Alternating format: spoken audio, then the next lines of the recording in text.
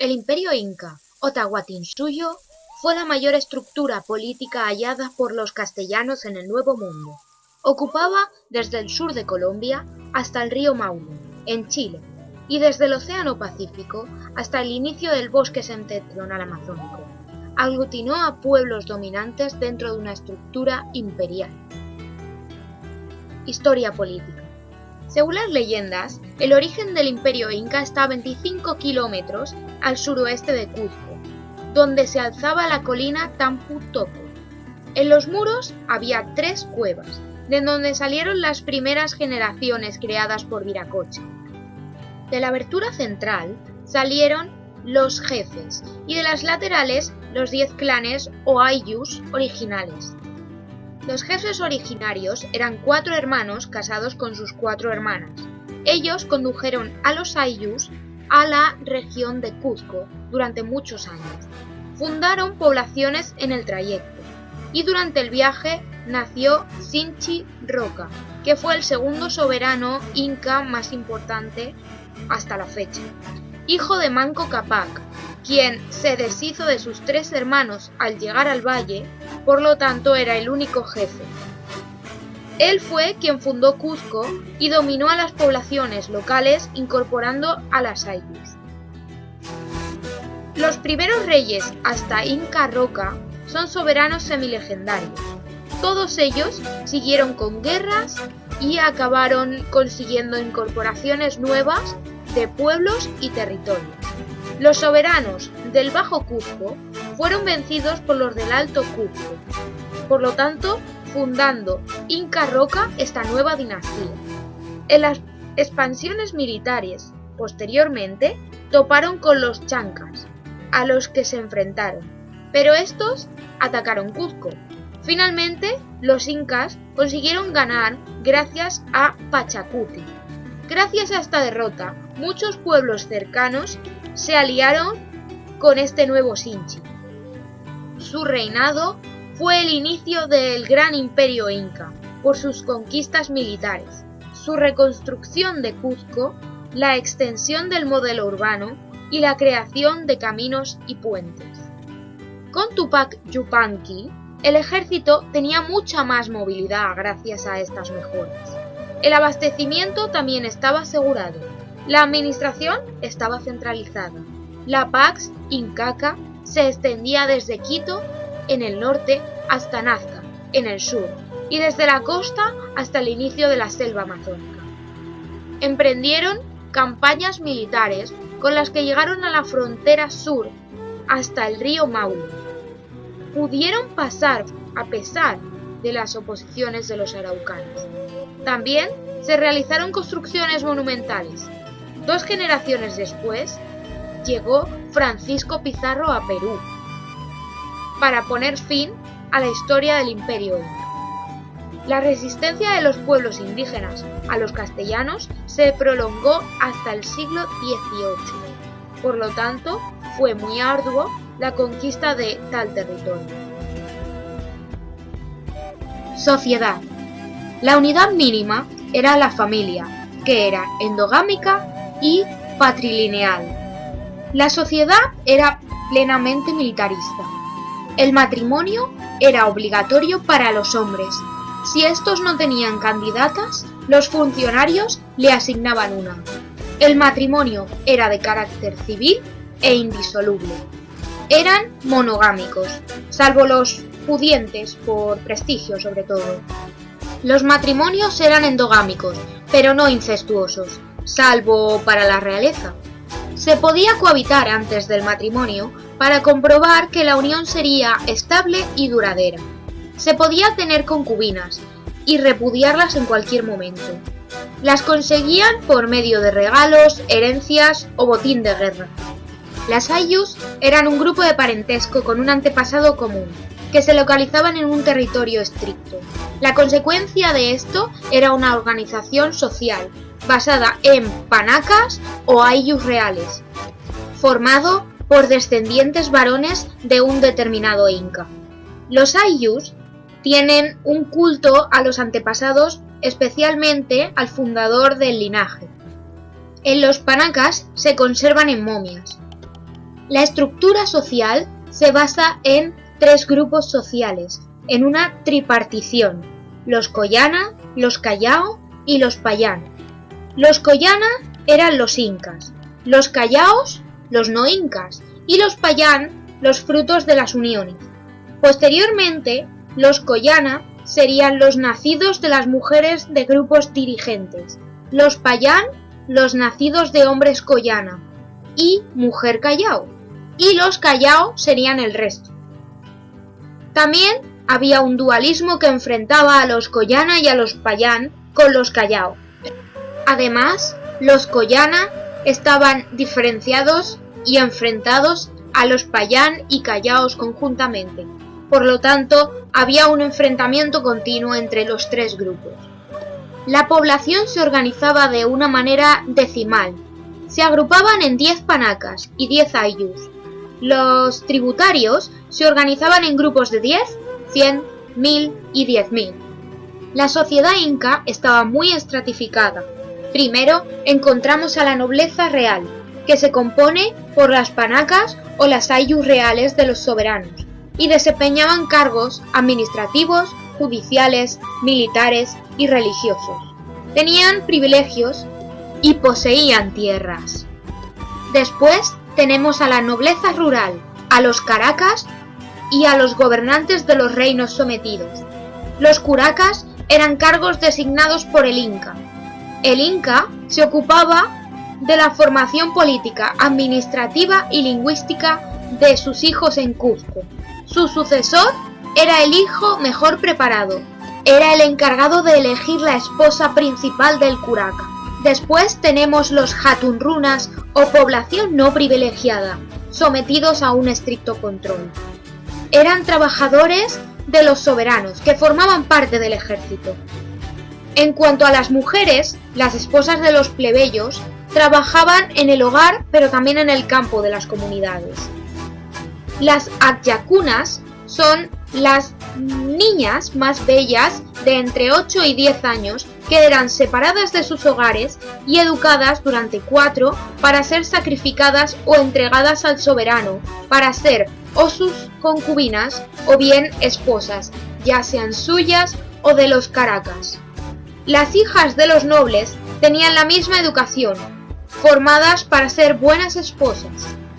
Después tenemos los micmacs o mitimaes, la población trasladada forzosamente con fines económicos, políticos, religiosos, culturales o democráticos. Ya al final del todo tenemos los yanaconas, siervos o criados perpetuos, sin estar en una ayllu. Organización política y administrativa. El imperio inca era monárquico y teocrático. Se realizó la transición del nivel de jefaturas al de Estado a inicios del siglo XV. El triunfo sobre otras regiones coincide con una hegemonía política y militar inca, y en un sistema tributario basado en las prestaciones de trabajo o mita. El crecimiento del poder de la jefatura fue consecuencia de las conquistas militares y de la independencia de las jefaturas menores. La cabeza del Estado era el sapán inca o rey, cuyo poder procedía del dios Inti. La ostentación era parte de su cargo y protagonizaba grandes ceremonias. Sus grandes funciones eran los viajes de inspección, la organización de los trabajos públicos, la edificación de palacios y fortalezas, dirección económica y de las campañas militares. El sapán inca era un primus inter pares, ya que Cuzco estaba dividida en 4 partes y cada una era gobernada por un inca. El sucesor no era el primogénito, sino que era el elegido por el sapán inca entre sus hijos. Siempre elegía al más capacitado. Esto creó luchas e intrigas entre las panacas. Para evitarlo, se designaba al sucesor como cogobernador en la vida del inca. El tamaño del imperio hizo necesario el desarrollo de la administración y la presencia de burocracia.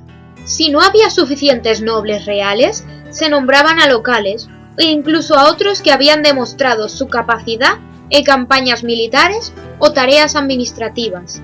La población inca se organizaba en un sistema quinario decimal, con distintas agrupaciones de curias, grupos de 10 familias, y de curias superiores, 50 familias, con jefes plebeyos elegidos por el curaca. Luego, centurias y centurias superiores de 500.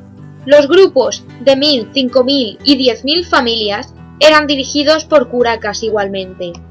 Y por encima, los suyus, gobernados por incas, subordinados al sapán inca. Estaban prohibidos los movimientos de familias fuera de sus agrupaciones. Eran identificados por sus vestimentas. Solo podían desplazarse los micmacs y por orden real. El sistema administrativo inca requería información estadística precisa. Al no tener escritura, utilizaban los quipus, que son artilugios con una cuerda principal, a lo que se ataban otras de diverso tamaño y colores, con nudos, y a los que podían atarse otras secundarias. Eran sistemas mnemotécnicos que permitían a funcionarios especialistas en la memoria guardar y ofrecer información sobre los aspectos contables. El imperio tenía una red de vías de comunicación muy desarrolladas. Desde Cuzco partían calzadas empedradas que pasaban por encima de los obstáculos y llegaban a las ciudades importantes. Tenían refugios y almacenes provisionales, e inspectores y un sistema de correos, o bien chasquis de gran eficacia. En cuanto al ejército, era la herramienta del imperio para la expansión, el control y la consolidación de las conquistas. Los hombres aptos tenían entre 25 y 50 años y eran susceptibles de ser incorporados al ejército. Las unidades locales, tribales o regionales estaban muy cohesionadas por los nobles locales y rurales y después por el gobernador y el sapán inca. El ejército, con superioridad táctica y estratégica, presentaba sistemas de intendencia y aprovisionamiento. Se consolidaban por las conquistas. Trataban a los conquistados como nuevos habitantes del imperio, evitando saqueos y rapiñas. Los jefes locales seguían en sus puestos de mando como curacas, confirmados por la administración inca. Economía. Sistema económico con dos niveles, los ayllus y el Estado. La agricultura era muy productiva para mantener el propio Estado, pero sin embargo los instrumentos estaban muy poco desarrollados. Estaba basada en una planificación centralizada, en el trabajo corporativo, mediante construcción de obras hidráulicas y un mejor rendimiento agrícola. Se basaba en extensión de zonas cultivadas. Se aprovechaban de las plantas domésticas en el área andina. Había una gran expansión dirigida de cultivos por todo el imperio y un gran aprovechamiento de distintos tipos de suelo, climas y altitudes. La mejor producción se basaba en el desarrollo tecnológico y la utilización de abonos, y el desarrollo de técnicas de conservación de alimento. Había una buena comunicación entre las distintas zonas especializadas de cultivo. Se realizó un gran esfuerzo por unificar los sistemas de tenencia. Se intentó distinguir entre el usufructo a los ayllus para la subsistencia de las comunidades locales y las reservas para el mantenimiento del Estado.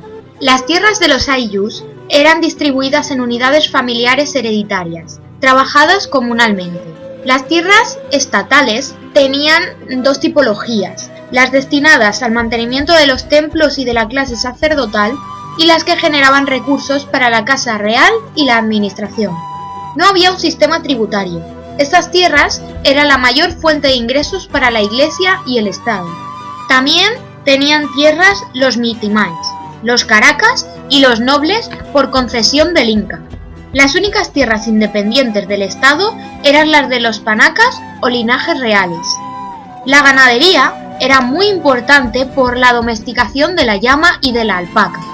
La posesión del ganado se usaba principalmente para el transporte, la lana, el estiércol, combustible y abono. El Estado tenía gigantescos rebaños cuidados por prestaciones personales obligatorias o por la mita. La misión principal era la militar. El ganado era usado en el comercio entre las Aylus y con carácter regional. El comercio era limitado, la gestión se realizaba mediante el Estado y por la mita, por lo tanto se hizo totalmente necesario. La administración era redistributiva en cuanto a los productos en función de los intereses políticos o las necesidades regionales. La mita era el pago por la seguridad política y la subsistencia. La producción textil se realizaba para poder satisfacer las necesidades de la población, del ejército y los gobernantes, además de para los usos litúrgicos. Religión. Convivían la magia y la religión, los cultos locales y el oficial. El mito cosmológico se basaba en 4 soles y 4 edades de 1000 años, que terminaban con un cataclismo que acababa con la humanidad. Al 5.º sol se regeneraría la dinastía inca. Eran politeístas y destacaba el dios Viracocha, el creador del mundo, e Inti, el dios del sol y la prosperidad agrícola. En las creencias populares destacaba la devoción a los huacas, fuerza espiritual extraordinaria que se materializaba en cualquier persona, animal, elemento de la naturaleza, lugar u objeto. Se realizaban constantes ofrendas. Se realizaba un culto a los muertos y especialmente a las momias de los soberanos, y había una preferencia por sacrificios en llamas de los propios humanos. Urbanismo y arquitectura. Los sistemas constructivos más impresionantes de los pueblos precolombinos eran estos. En el centro del imperio se encontraba la ciudad de Cuzco, fundada en el 1100 y reformada en el siglo XV, dividida por razones de parentesco en el Alto y Bajo Cuzco y por razones cosmológicas en 4 partes. Las Aylus reales se encontraban en el centro y el resto en los arrabales. El trazado urbano era geométrico y contaba con 2 plazas principales. Primero, la de la alegría, donde se realizaban las ceremonias donde intervenía el Inca. La población era de unos 150.000 o 200.000 habitantes, y Cuzco fue el modelo arquitectónico y urbanístico para todo el imperio. Ciencia y arte. No tenían textos escritos y eran herederos de la tradición científica andina. Su calendario estaba compuesto por 12 periodos o quilla, que hace referencia a los 2 solsticios. La medicina era muy avanzada y destaca la cirugía, aunque con instrumentos más bien toscos. Destaca el uso de la sutura fórmica. Otras técnicas eran las dietas, las purgas, los masajes y las sangrías. El uso de las plantas medicinales era muy común. Los procedimientos médicos estaban mezclados con la magia y la religión. Las causas de las enfermedades se solían atribuir a lo sobrenatural y a la mala voluntad de los dioses. En cuanto a las artes plásticas, no eran muy buenos. Y en cuanto a la arquitectura, era sólida y de perfección técnica. Las esculturas y pinturas eran ignoradas, y la cerámica era sencilla y funcional. Los trabajos de maderas, como los queros, que eran vasos rituales de madera policromados, eran usados en ceremonias, y fueron grandes orfebres también. Recogieron la tradición moche y chimú en cuanto a trabajos de oro, plata y bronce, aunque también destacan como tejedores.